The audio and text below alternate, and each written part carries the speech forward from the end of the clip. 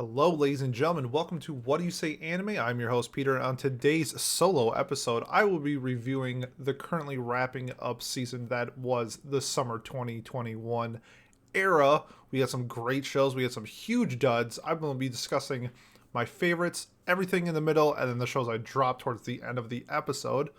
I'm going to be talking spoilers. Obviously, this is a review episode, so if you're looking for a specific show that you want to hear me talk about, in the descriptions below, there will be timestamps. You can jump straight to those reviews and avoid the ones that maybe you're still currently watching or want to watch. If you are a first-time or long-time listener to the podcast, I just want to say thank you. We've had a great response in the last couple of weeks.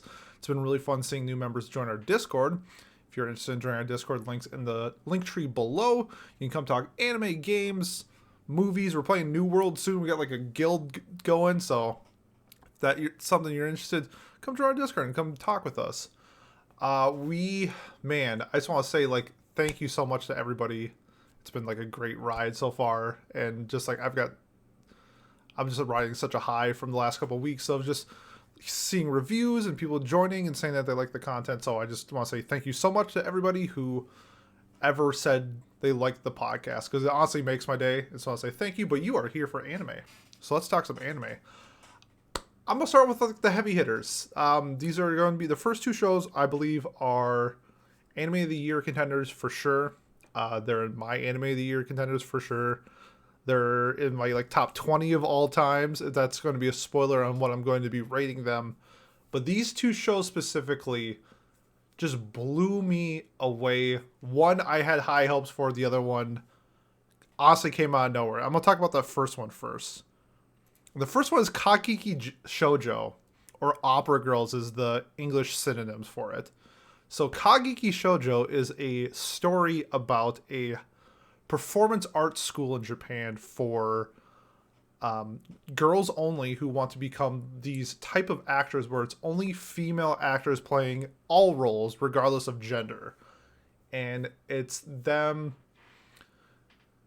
coming into this new world where they came from high schools and other various forms of theater arts and moving into this style of performance. Our two main characters, one's name is Sarasa, who is the GOAT. She's my front runner for Best Girl of the Year. I absolutely loved her. Came from a male-dominated theater performance art.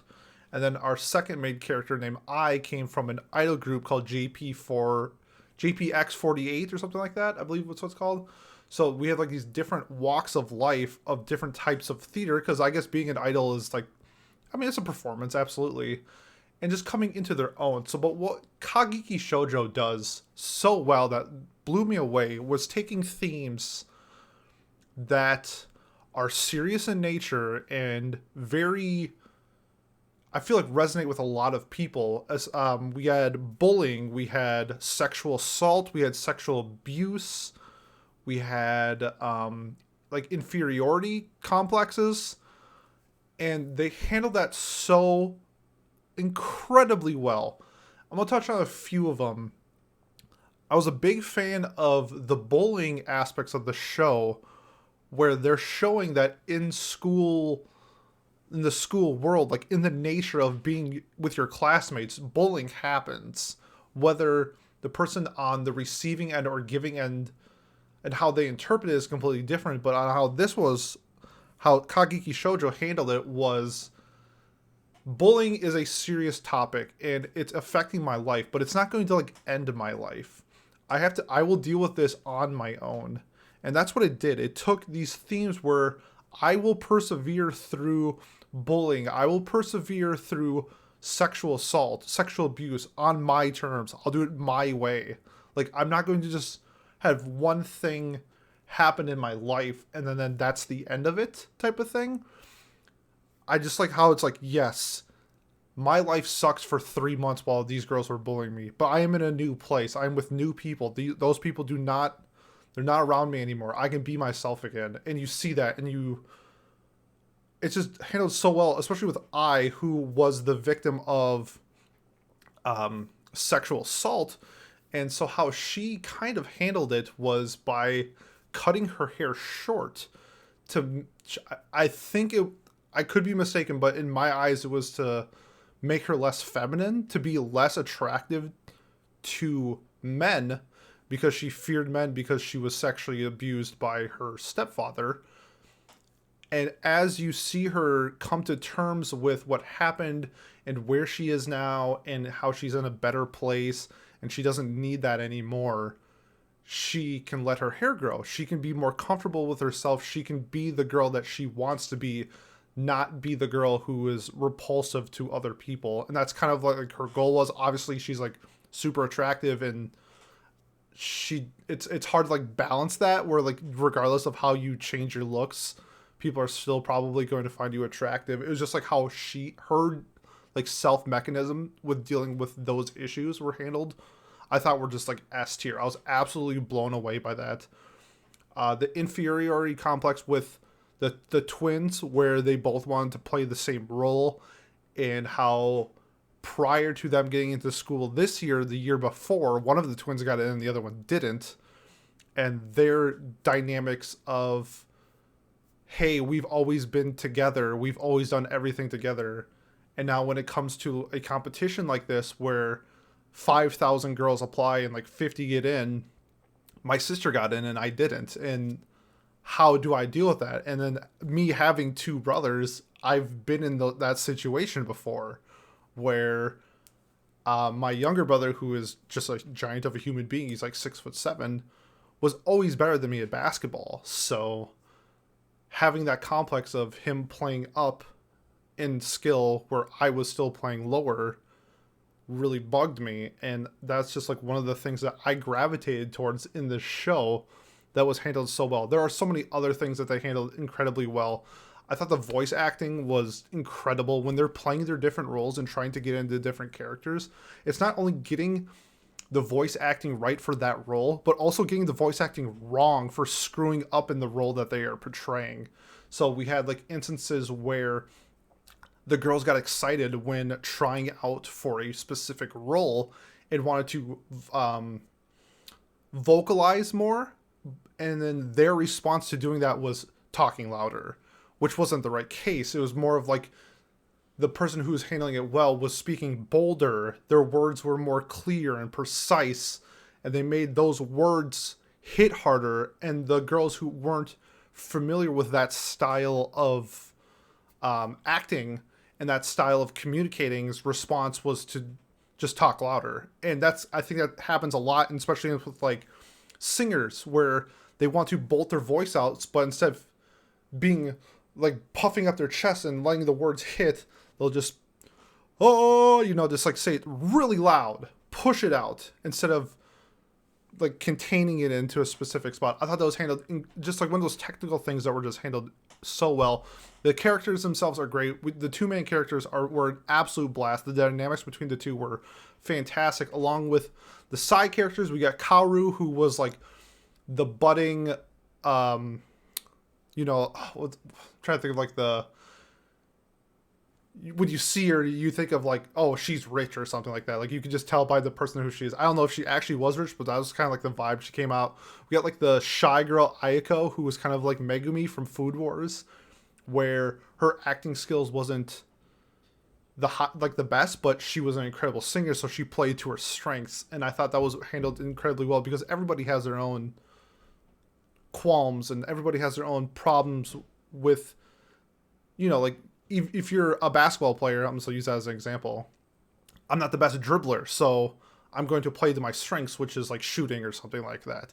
And that's how like the characters did their dynamics. And I love that. It's not like there was one girl, well, there was, but actually I just brought up a great point for myself. The girls all play to the strengths, but if you've ever played sports and you know this, when you see somebody who's just on another level, on a whole other caliber, like you just know, like you don't need to see anything more for them. And that's what Sarasa was. Everyone's just like, God damn, like she's good. Like she's really good. And everybody knew it. And it was so fun to watch because she kind of knew it too. But like it wasn't just like natural. Part of it was natural, but like part of it was also like putting everything together that she has had in her life, and you see that backstory to see why she is the person she is now, who she is now.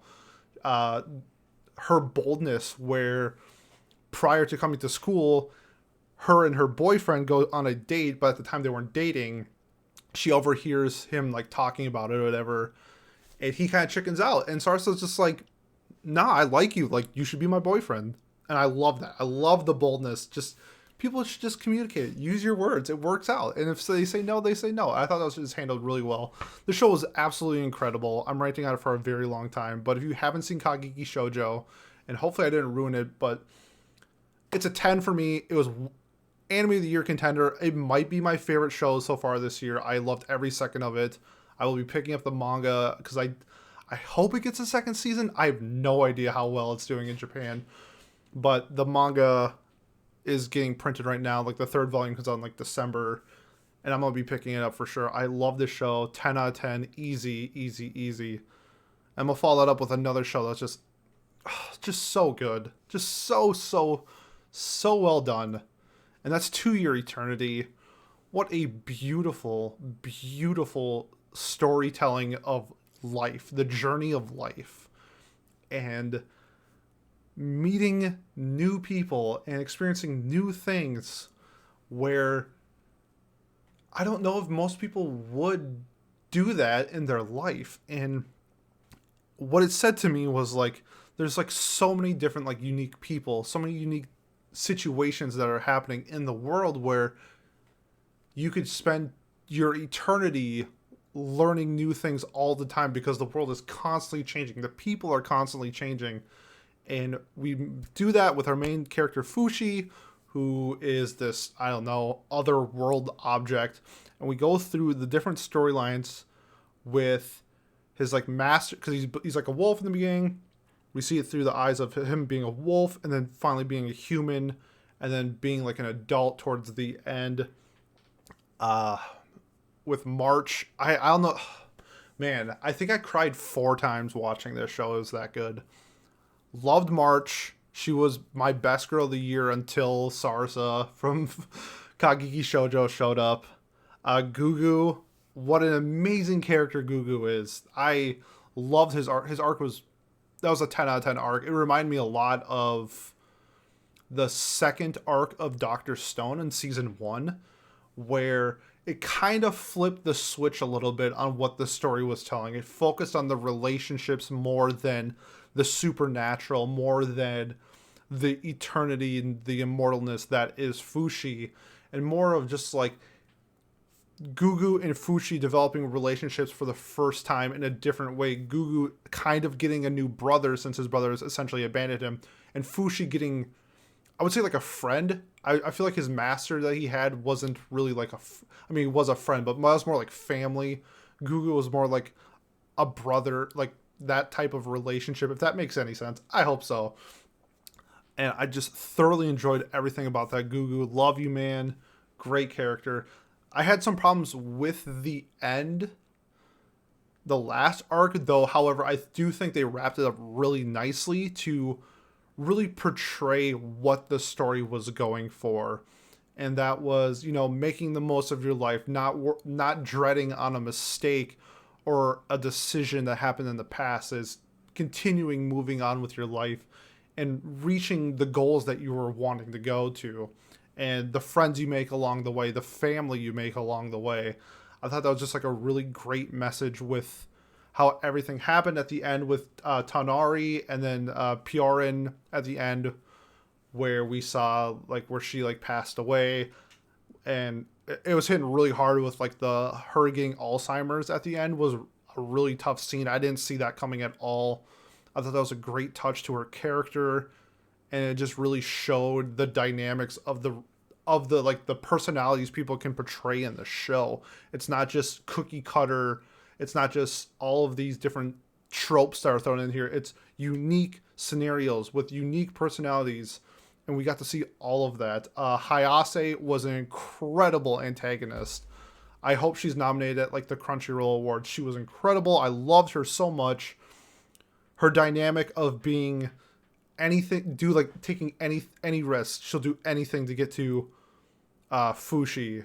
because of she's just so enamored with his immortalness, his like the dynamics of his shape-shifting abilities and stuff like that. I thought that was incredibly well done. And just everything that went along with it. We're getting a second season, which I am so happy for.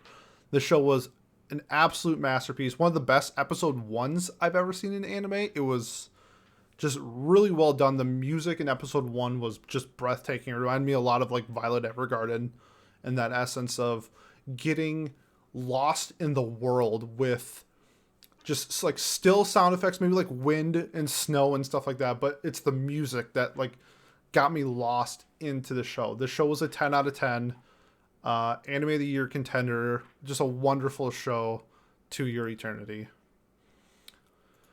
Next up, we had the return of Kyoto Animation with Miss Kobayashi's Dragon Maid S, and the S stands for super or supersonic or whatever. It's anything you want it to be. The S was super fun. I'll put it that way.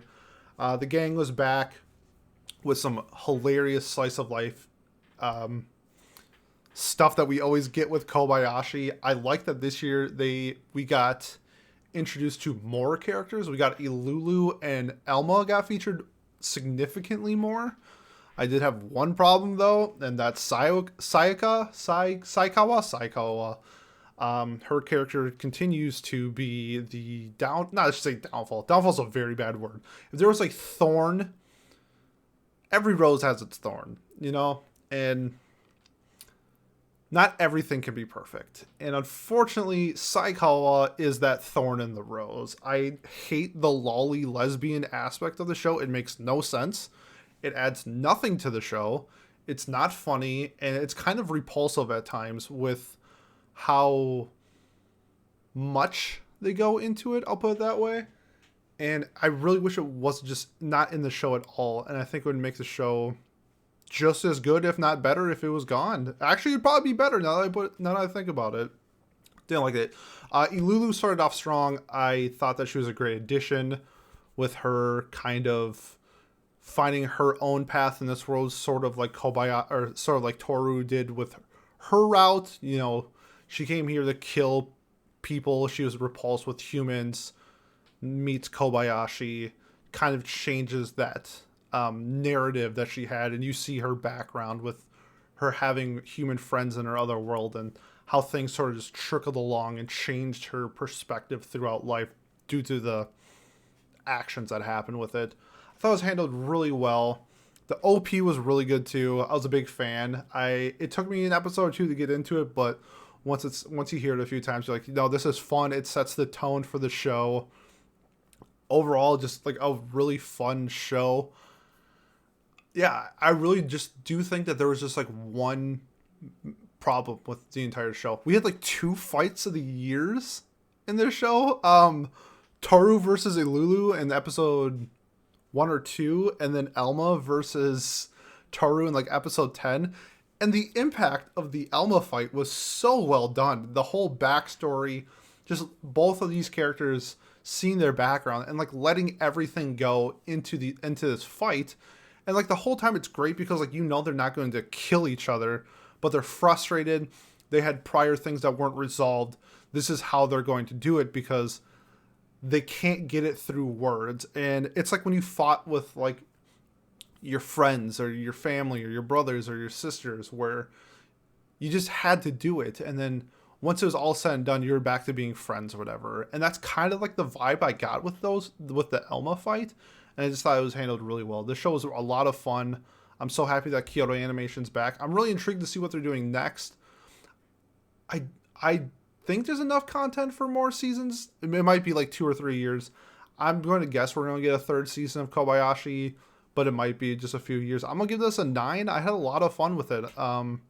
One of my favorite slice of lives of all time. I've rewatched the original a few times. I'll probably rewatch this one down the road when I need something fun just to laugh at. And Miss Kobayashi's Dragon Maid does that for me. And it was a wonderful show. Now we're going to get into our isekai block. We had quite a few. I will say this is like the isekai / fantasy time loop area. That whole gray area. What's an isekai? What's not an isekai? And start things out with a show that I thought was going to be better than it was. And that was how a realist hero rebuilt the kingdom. The story sets out something similar to like Shield Hero, summoned from our world into his. He's the hero. He needs to help this kingdom that's broke, on the verge of war, all this different stuff. And I'm a fan of when you play the politics role in conflict and not just like the who can punch the person the hardest in the face type of thing. And that's how it started, but that's not how it ended. And that was my biggest qualm with the show. We got Kazuya, the main character, and his just ridiculousness on how he rebuilds the kingdom. So here's my biggest problem with it. I think it's starting like episode 6. He's having a conversation with Licia, who's the princess, essentially explaining to her what supply and demand is. Now, we are living in a fully developed country with armies and navies and an air force, a different type of air force, but like we have like established like these formularies of branches of government and stuff inside of each other.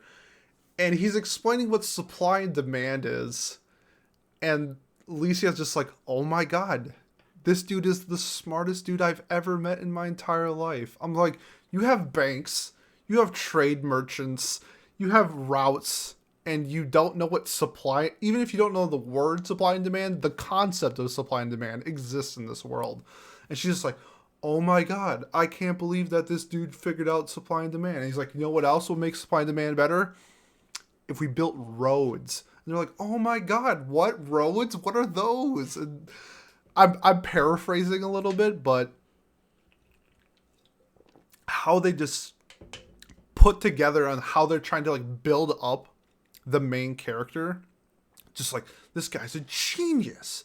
This guy's incredible. We've never had anybody like him before. It's just like, yeah, he read an economy book in college once, and now he's a genius. If you've ever seen, oh my God, The Blesser of Einhar and Master of Ragnarok, it's an awful isekai.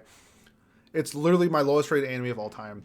And that it reminded me of a lot like that, where the main character is a military genius because he read like battle strategies off Wikipedia on his smartphone. That's what this reminded me of. It's like putting the concept of supply and demand together is very easy.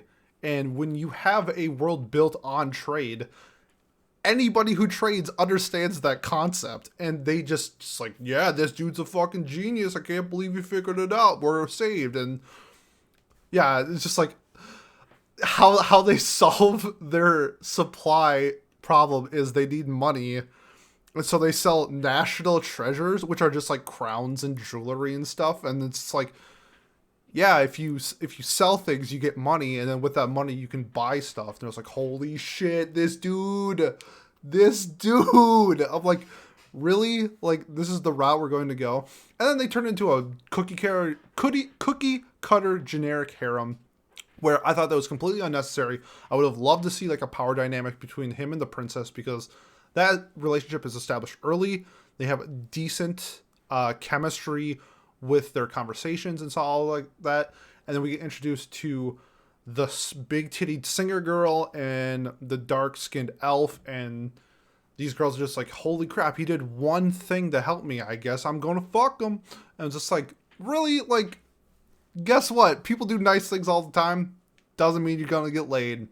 And I wish that wasn't the case in this one, but it was. I just wish we just got rid of that whole harem aspect and just develop the characters. Let me see more of the characters, their personality, the conversations that they have, other than fawning over the MC, where that really wasn't the context of the story to begin with. It kind of happened towards the end, where I feel like they had some gaps in the content, and just like, well, let's make her jealous. He buys a gift for one of the other girls, and let's make her jealous, and then we'll make that girl jealous, and we'll make that girl jealous. And we had a conversation in Discord. I guess the rules are established early that like being polyamorous is like okay in this world, which that's fine. It's just like it's not needed in that style of show. In this style of show, I guess it just, if you're going to bring something new to the table, like, hey, this guy is going to solve issues through politics, through whatever, like that style of non-physical combat. Let's not do the cookie cutter thing where it's a male power fantasy with 7 girls wanting to suck his dick, and that's what happened. And it honestly turned me off. We are getting a second season. I'll probably watch it. It wasn't the worst thing that I ever watched, but honestly, it missed the bar on a few spots. I'm giving it a 5. Mal says that's average. Thought this was an average isekai. It is what it is. Next up for our sequel of My Next Life as a Villainess, All Routes Lead to Doom, Season 2. Katarina is back with her. Now this is different. This is a literally like a harem video game with the, like the genre switch with it where it's reverse and she's actually supposed to be the villainess, but she ends up being the hero. And that's like a really fun concept. What season 2 failed to deliver on for me was progressing the story in a way that I felt a second season should have. With the biggest qualms were at the end with the Keith kidnapping, which that was 3 episodes long, and they made that like an entire arc. And I honestly feel like that should have been like an episode, because the end result was like essentially nothing. Like nothing happened after that. Keith kissed Katarina, and it just made things really fucking weird because they've been brother and sister their entire life, or stepbrother and sister their entire life, and hey, let's just fucking make it weird. Let's make the story weird. Even though we kind of knew already that Keith had like a crush on it, but like I really wish it didn't go that route. I wish it went the route of like Sophia, where Sophia crushed on Katarina season 1 and then realized like, actually I think it'd be better if you went after my brother and went that route. I hated the blonde guy who had with the brother complex. That was just so bad, not funny. I don't know. I feel like the comedy in this is really hit and miss. Katarina growing up her entire life playing these styles of games and then just being the dense main character that she is doesn't really make a lot of sense, because she knows the style of game that she's essentially in. She has the experience of like what these games entails, picking somebody, going that route, and then playing that route. And with her, it's just like, it's not that she's not choosing a route, it's that she's oblivious to the routes, even though we have the context of her knowing the game that she's playing. So had a real qualm with that. However, there were some great things about the show. I believe it's still a very pretty show. I love the color palettes that they use in the show. Very bright colors, very shiny. I think it reflects the personality of Katarina and a lot of the other characters as well. Big fan of that. The OP for season 1 was really good. The season 2 OP was, I'd say, okay. Kind of a step down. It is what it is. You can't always get banger after banger. We are getting a sequel movie, which will be interesting. I'm not entirely sure what they're going to do in maybe like an hour and a half timeline, because how bad's the wrong word. Poorly paced the show is. And now they're taking whatever arc they're going to do next and condense it into a movie. I hope that's better. I hope things go faster in the movie is my goal. I want something to happen. I want something to happen so bad. Like, just the whole like Keith kissing Katarina and Giordo kissing Katarina isn't a lot if Katarina doesn't like grow, or like her character does something with it. It's just like, oh my god, he kissed me. Oh, it was a dream. It couldn't have been real. It was a dream type of thing. I want them to progress from that so then we can see real, because I feel like this show can do like real every now and then. Have a real conversation. Explore your feelings. Talk about what you're saying. And not just do the whole trope of, oh, somebody walked in at the wrong time. I guess the conversation's over. Oh, Let's not talk about this. It was a mistake, blah, blah, blah, blah, blah. I feel like you could have that conversation and really like establish a parameter in the story. I have no idea what the light novel does. I'm just basing this off purely the anime. That's kind of like what my goal is. I gave season 1 a 7. I thought it was a decent season 1. Season 2, I expected a little bit more from the story. I didn't get it. I'm gonna put it at a 6. It was fine.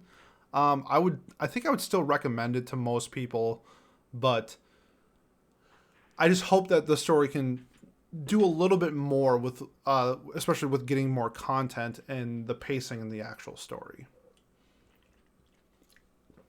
All right, next up is a super fun show. I was really looking forward to this, and it was way better than I thought it was going to be. And that's Welcome to Demon School, Iruma-kun, Season Dose. Got way more of the student council president, which is exactly what we wanted. We wanted to see the dynamic between her and Iruma, and I feel like that was showcased a lot and handled extremely well. The original cast of characters is back as well. Alice and not Al, yeah, Ozkun or whatever, and Clara. Love Clara. I kind of enjoyed her getting the back seat for a little bit, but also being in the show when she needed to. I thought it was a great balance between her and the student council president. And then the date episode was just absolutely incredible. Everything we wanted with our boy Iruma. We love Iruma. Everybody loves Iruma. All my homies love Iruma. And just the comedy was hitting. You know, the story itself was fun. How they could, oh my god, how they handled puberty in this show was so great. So instead of having like growing facial hair or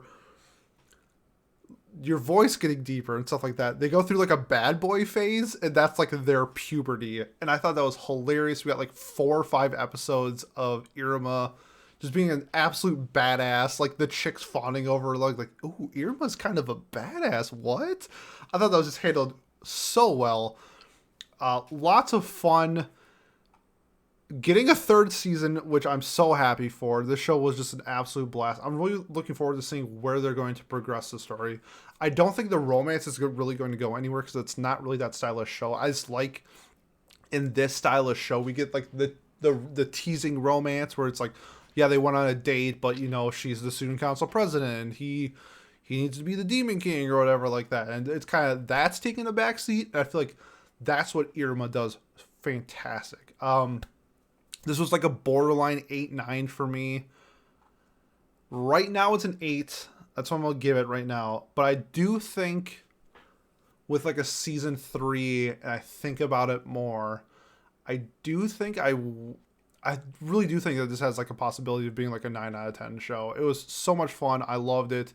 If you haven't watched Iruma-kun yet, you need to. It reminds me of my childhood. It reminds me of like Saturday morning cartoons. It's just a wonderful show. Next up, we got a poor man's re-life, and that is Remake Our Life, a story of a boy who's an adult, and he's kind of like a quote failure, gets whiskered away back into his college days where he meets some of his new friends or whatever, and develops these college relationships and working on like becoming who they want to be in the future. Huge problem with this show. Massive problem with this show. In the show, it's portrayed that Koya, the main character, is sort of like the director. He's the producer. He's calling the shots when they're working on this project, which is I think it's like a hentai dating sim or something like that. That's kind of like what they're working on.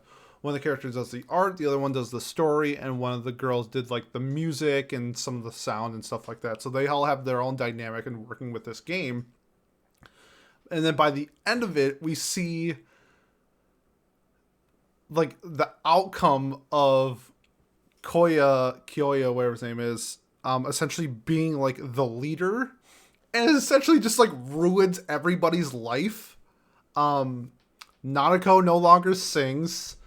Aki no longer draws and is just like a housewife, and then the boy in the house just quits writing altogether, all because Koya did things his way. And I thought that was just like an awful message to send. Like, it's okay to do things your way sometimes. Like, handling these situations in the way that you want it to is a good thing sometimes. And it's just how they like framed it in the show was just like, you did everything for yourself. You weren't thinking about other people, and because of that, you ruined their life. It's just like, okay, pump the brakes. I made a meme where it's like this dude just like choking on broccoli, and I was just like, this is the forced drama that this show is like shoving down our throats. And it's like, that's not what happens. And honestly, in your life, if your life gets ruined because some guy wanted to do things his way, guess what? Your life probably should have been ruined. Like,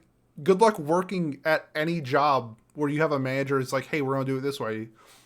Not going to ruin my life. I'm just going to do my job and continue with what I'm doing. I just thought that that aspect was handled so poorly.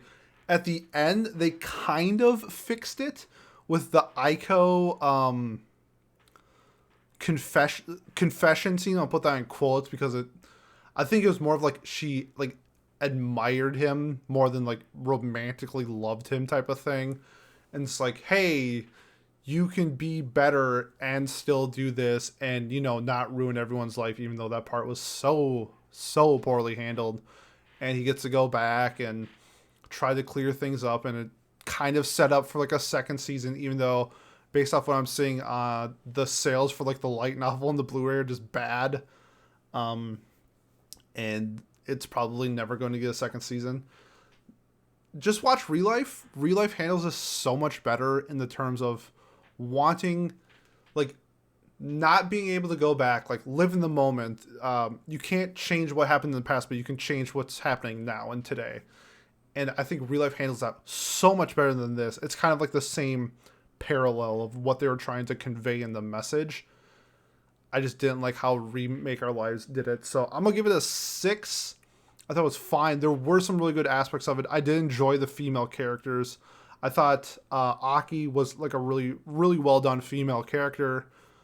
And same with Aiko, the redheaded girl. I thought she was handled really well. And, you know, it looked good. The OP was pretty solid.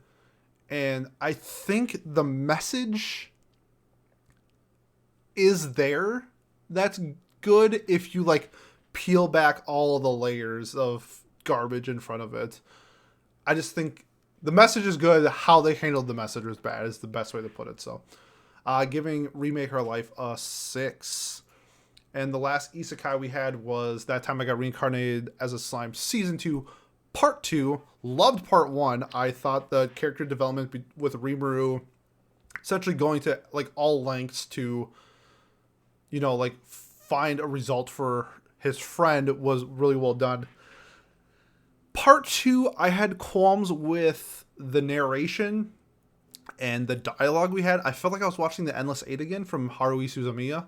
There was a lot of dialogue that I felt like, I understand like its importance. It was just, it needed to be broken up by like comedy. It needed to be broken up by like some other like conflict where we're just sitting in one room and they're all delegated and just talking. And it just, if the dialogue is just stale and bull, I feel like I'm in a meeting at work or something like that.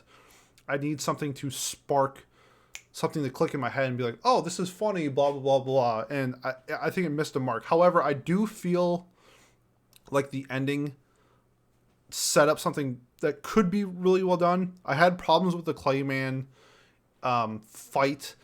They set it up the whole season where Clayman was like this end boss, and he really wasn't. I thought that kind of missed the mark. However, I do enjoy the setup of like the new 8 demon lords. I thought that was handled very well. And just for what's to come, we're getting a sequel movie in a year that I think we could get like an arc in a movie, which I think that would be much better for the pacing of the show. Kind of like what we talked about with Otome. I thought the pacing was just like the dialogue pacing was just too much this season. And hot take, I think Shion should have stayed dead. that way it builds a threat in the world.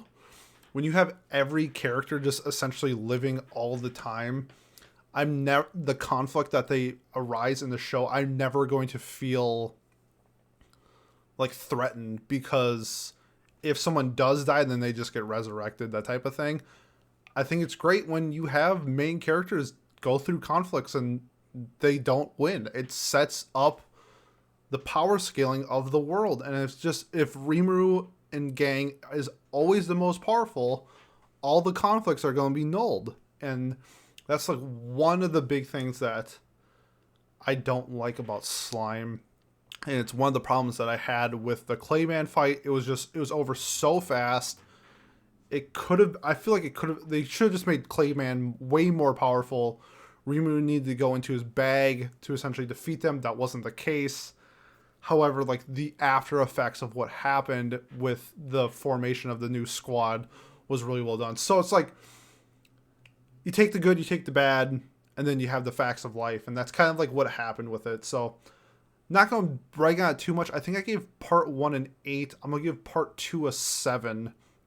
It wasn't bad. It just, I feel like it could have done some things a little bit more. I am excited for the movie. It's not like, I would still recommend Slime to people. Like, I know people enjoy it for its world building, its characters, and just like that whole fantasy element, and that's there. But when we are, like 48 episodes into the show, the buildup is already been done and it's great. Okay, now we need to add the substance to it. And the substance is like you ordered hot wings and you got mild or something like that. That's kind of what I'm comparing it as. Just, I need a little bit more spice in this story, a little bit more conflict, and I think it could be there. I think it could be one of the best isekais out there. Just I just need a little bit more. Ooh, next up, this show was a fucking delight. I love this show so much.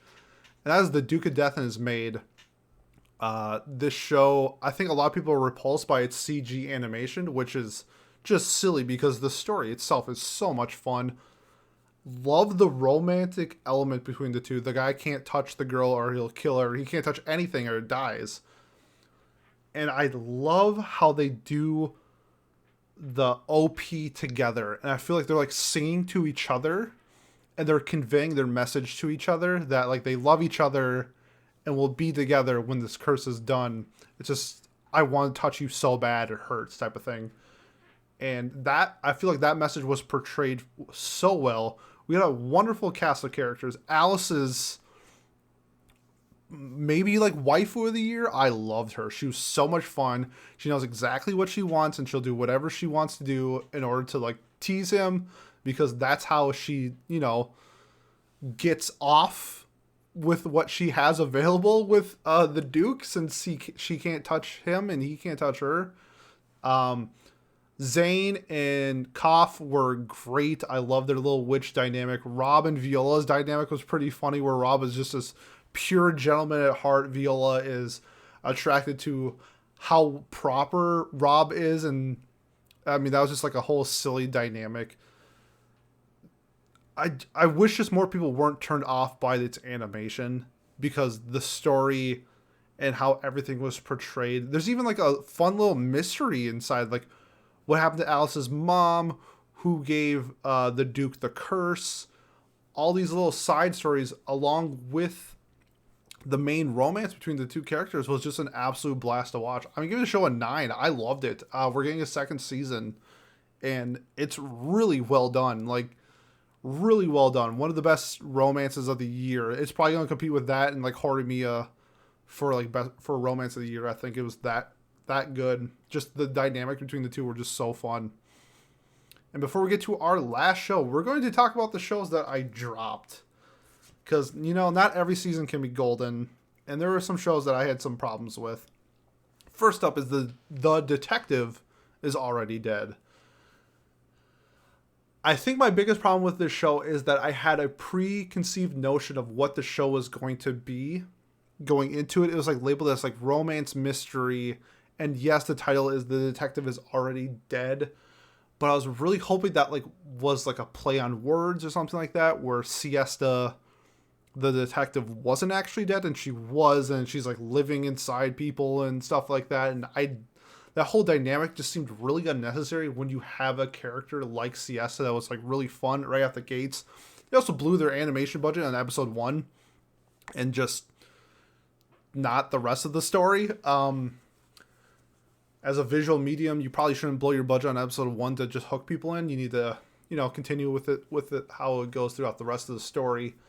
The main character was just like stereotypical whatever main character dude. So I'm finding that out as I have a big problem with that with the Realist hero, where the main character is just a dude. He's just a dude. You gotta give me something more. Give me a personality. Give me a trait. Give me something more than just him being the dude of the main character. And I don't know what happened afterwards. I heard it got worse. I dropped it after a few episodes. Just not my thing. Dropped it. Next up was Kanojo Mo Kanojo, or Girlfriend. Hated the main character. Same thing. He's just a dude. And had this conversation in Discord where he like goes for it, I guess was the word for it. And I'm a fan of saying like shooters shoot. How he shot was not how I portrayed a polyamorous relationship happening, because the girl like confesses to him and he's just like, well, I don't want to see her sad, so I should date her, right? Let's go ask my girlfriend if I can date her. Didn't really enjoy that aspects of the relationship. I will give major props to Saki. Her voice actress was incredible. Holy shit, she was so good. She almost made me continue the anime just based off her voice actress alone. However, I hated it. I hated that they added a third girl, and it looks like they're adding a fourth girl. Why? This dude is not cool. I don't get the appeal. It'd be way better if it was like a reverse, and we're like, the girls are just so hot. Like, wouldn't it make way more sense if the girls had like a harem? So yeah, I just have a lot of problems with it. It's just, I'll be honest with you, I'm 30. This is not a show made for a 30-year-old, so take that for what it is. Peach Boy Riverside. The show was actually average, but how the director did the episodes were like episode 4 was episode 1, episode 1 was episode 6, episode 7 was episode 2, to like switch things up is just dumb. Like, people, I just need the story. The story is all I need.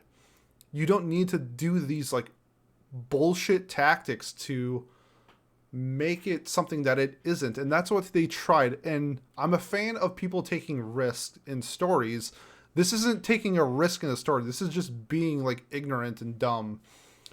And I didn't know where the story was. And they're just like, I saw people just say like, watch it when it's finished and then the order it's supposed to be. I shouldn't have to do that. I shouldn't have to go out of my way because the director did this in a style of story where it's just a shonen power story with some girls and stuff. Like, this isn't Violet Evergarden. This is like Naruto. It's just like people fight and punch each other and shit. Like, ain't that deep, fam? So, big problems with Peach Boy Riverside. And last but not least, I'm Standing on a Million Lives Season 2. What an absolute garbage show this was. I watched Season 1. It was bad. I watched Season 2, and Episode 1 was incredible. It made no sense. And then they just ruined it. I don't know. Episode 1 was like heartwarming, and the story was developing, and the characters were like developing. And then they threw that all away with just how poorly paced the show is. Nothing happens. They are weak all the time. It's Season 2, and they are still absolutely terrible fighters. They have to do these bullshit tactics to win simple fights, and it's just like driving me crazy. Like, that's not how RPGs work. Like, don't be put in these situations. I don't know, like the power scaling needs to be fixed. It's all over the place. One thing I loved was like how his class was like a cook and could like see the meat when he was like fighting on like a boar or something like that, and that's how he like won the fight. That aspect was cool. However, only the main character got that. None of the other characters got cool things. They're just all buffers for the main character, who was an okay character, but like, it's set up in such a way where I just don't care. The animation is dog shit. The OP from Season 1 was one of the worst OPs I've ever seen. So thank God Season 2 OP was like a smidge better. But if you're looking for isekais, there's just so much better isekais out there. I don't know why it got a second season, but it did. So I dropped it. I don't know what happened. Don't care. Hope it doesn't get a third season. Let me get a sip real quick and we'll get to our last one. Our last review, because those are all the shows I dropped. The last show that we will be reviewing is Tokyo Revengers. Wrapped up the Bloody Valentine arc in the second half of the season. And it's going to be shocking if we don't get a second season, because this manga is selling like absolute hotcakes. It's like 10xing Demon Slayer in terms of how popular this manga is in Japan. So I bet a lot of money that we're getting a second season. The second half, I thought, did a really good job at portraying Takemichi as a better character than what he was in the beginning, because I did have issues with him as a main character going in the, like, how it started, crying a lot of like the Asta comparisons with, instead of screaming, he's crying. And I could see that. But then as we developed the story, and if you see like the girl you love die twice, you see like your best friend get stabbed and murdered, you see your best friends in jail, you know what? It's okay to cry. Like, I think it's perfectly fine in Takemichi's situation, getting overwhelmed with emotions and just letting it all out. I actually found him being quite a decent main character towards the end of it. Kind of gave me like a Subaru vibe, where Subaru and ReZero was the same thing, where I had problems with him in the beginning. As we got more content, we found out more and more of who he is as a character. Takemichi, kind of the same thing. I mean, Tokyo Revengers it's like a shoujo disguised as a shonen, is like what I want to put it, because it is a love story. And he's doing all this to save Tachibana, which is, I mean, you know me, I fucking love that shit. However, we got a fantastic cast of characters. Mikey and Draken are, what a great 1-2 combo that we have. They are the yin and yang of Tomen. And then we got like the side characters that I really enjoyed. Mitsuya, the blue-haired guy, was a big fan, especially towards the end. Enjoyed his character a lot. I had some problems with Kazutora, him as like the antagonist of the Bloody Valentine arc. I thought him being like a psychopath was a little over-exaggerated for somebody who's like 15. I do understand that we did get the backstory on kind of who he is as a person. And the Bloody Valentine arc in itself was like an 8.5 out of 10 arc. It was really well done. I enjoyed the gang aspects of like the fight. And overall, I mean, Tokyo Revengers was like a really fun show. The OP, just a slapper. The animations were whatever, but I thought the song itself was just wonderful. Really looking forward to more Tokyo Revengers. I have it as an 8 right now. I think with more content, it could be a 9. I think it's that good. Shonen isn't my thing. And just how Tokyo Revengers, kind of like Jujutsu Kaisen, you make great characters. You make great dynamics between the cast, and you can make the story anything. It doesn't have to be fighting. It doesn't have to be anything. As long as the cast is there and the relationships that they build along the way, you have like at least a cornerstone for a 7 out of 10 show. Build from that, and you can do more. And that's like why Hunter x Hunter is at like the peak for shonen, because of the dynamics they do along with building up the cast. Tokyo Revengers, it's getting there. Really solid cast. Give me more, and it could be a higher score, 8 out of 10. And that's going to wrap up the summer seasonal review. If you made it this far, thank you so much. If you could leave, comment, follow, subscribe, like, depending on which platform you're watching on, best way to support us. Can't thank you enough for just the overwhelming support we've gotten in the last like few weeks alone. We're really seeing our numbers rise, more people interacting with us, and getting the content that people are looking for. So if you have a specific thing that you want to hear me or the cast talk about, let me know. Twitter, email, Discord, whatever's the best way that you can contact me. Just do that, and I'll get back to you, and I'll try to, make something that people actually want to see if this is not what you're looking for. Otherwise, in a week, we have Watch Club, and we will be watching Death Parade. So if you're a fan of group discussions and reviews, that's what Watch Club is, and we're doing that next week. Otherwise, in 2 weeks, I'll think of something, and I'll get you some content that's not Watch Club, but otherwise, Thanks for watching, and we'll see you next time.